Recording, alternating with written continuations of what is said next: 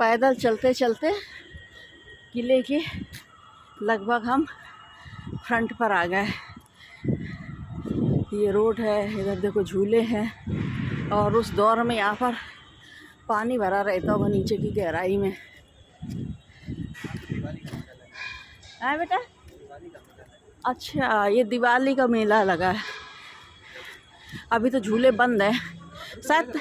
हाँ, लग रहे हैं। ये देखो सब बेचारे मेहनत कर रहे हैं।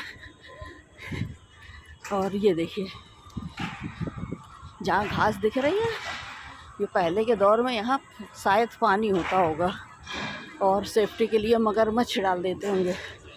ये देखिए उधर से हम पैदल पैदल चल के आए 1 किलोमीटर दूरी, और अब आ गए हम लगभग फ्रंट पर।